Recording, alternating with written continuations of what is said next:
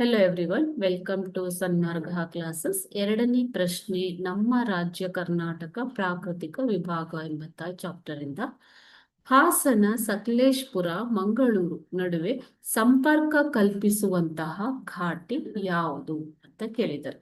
ಹಾಸನ, ಸಕಲೇಶಪುರ ಮತ್ತು ಮಂಗಳೂರು ನಡುವೆ ಸಂಪರ್ಕ ಕಲ್ಪಿಸುವಂತಹ ಘಾಟಿ ಯಾವುದು?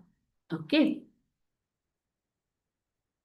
ಆಪ್ಷನ್ಸ್ ನೋಡೋಣ. ಆಪ್ಷನ್ ಎ ಚಾರ್ಮಾಡಿ ಘಾಟಿ, ಆಪ್ಷನ್ ಬಿ ಶಿರಾಡಿ ಘಾಟಿ, ಆಪ್ಷನ್ ಸಿ ಆಗುಂಬೆ ಘಾಟಿ ಮತ್ತು ಆಪ್ಷನ್ ಡಿ ಹುಲಿಕಲ್ ಘಾಟಿ. ಸೊ ಘಾಟಿ ಪರ್ವತಗಳು 4 ಪರ್ವತ ಘಾಟಿಗಳು ಕರ್ನಾಟಕದಲ್ಲಿ ಇವೆ. ಯಾವುವು ಅಂತಂದ್ರೆ ಅದೇ ಚಾರ್ಮಾಡಿ ಘಾಟಿ, ಶಿರಾಡಿ ಘಾಟಿ, ಆಗುಂಬೆ ಘಾಟಿ ಮತ್ತು ಹುಲಿಕಲ್ ಘಾಟಿ. ಚಾರ್ಮಾಡಿ ಘಾಟಿಯು ಮಂಗಳೂರು ಮತ್ತು ಚಿಕ್ಕಮಗಳೂರು ನಡುವೆ ಒಂದು ಸಂಪರ್ಕವನ್ನ ಕಲ್ಪಿಸುತ್ತೆ ಮಕ್ಕಳೇ. ಓಕೆ, ಸೊ ಚಾರ್ಮಾಡಿ ಘಾಟಿಯು ಮಂಗಳೂರು ಮತ್ತು ಚಿಕ್ಕಮಗಳೂರು ನಡುವೆ ಸಂಪರ್ಕವನ್ನ ಕಲ್ಪಿಸುತ್ತೆ. ಅದೇ ರೀತಿ ಆಗುಂಬೆ ಘಾಟಿಯು ಶಿವಮೊಗ್ಗ ಮತ್ತು ಉಡುಪಿ ನಡುವೆ ಸಂಪರ್ಕವನ್ನ ಕಲ್ಪಿಸುತ್ತೆ.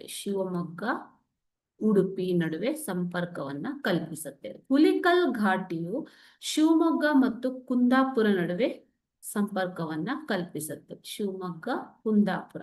ಓಕೆನಾ?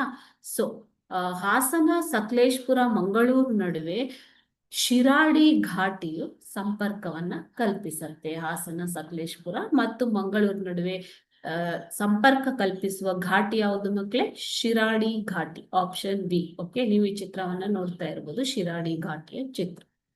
Thank you.